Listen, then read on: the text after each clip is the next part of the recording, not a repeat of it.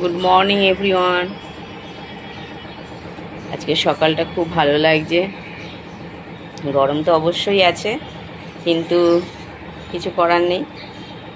সকালবেলা আমি ভাবলাম তাড়াতাড়ি করে একটু রান্নাঘরে ঢুকে মানে লুচি আলুর তরকারি করব, তাড়াতাড়ি করি। আলুটা কালকে কেটে রেখেছিলাম, যে আমি ভাবলাম যে লুচিটা আগে মেখে নিই, তারপরে আলুর তরকারিটা বসাবো।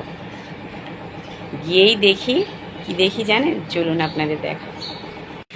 এই দেখি, এসেই দেখি, যেহেতু একটু গ্রামের ষষ্ঠী, সেই জন্য আজকে মানে শাশুড়ি নিজেই সকাল সকাল উঠে দেখুন এই যে আলুর তরকারি আগে বসালো।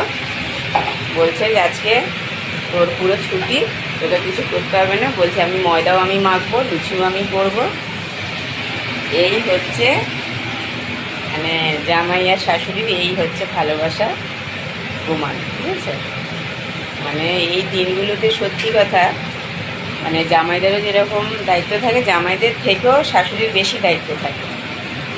নিজেই সকালে উঠে নিজেই জলখাবারটা বসালো। আমাকে বলছে ছুটি। বলুন তো, আমার ছুটি থাকলে হবে? মা কি একা পারবে? আমাকে তো হাতে হাতে করতেই হবে। ঠিক আছে, যেইটুকুনি শুরু করেছে করুন, আমি একটু হাতে হাতে করি। আমি একটু হাতে হাতে না করলে হয়? একদম শাশুড়ি, একদম বেশ শাশুড়ি।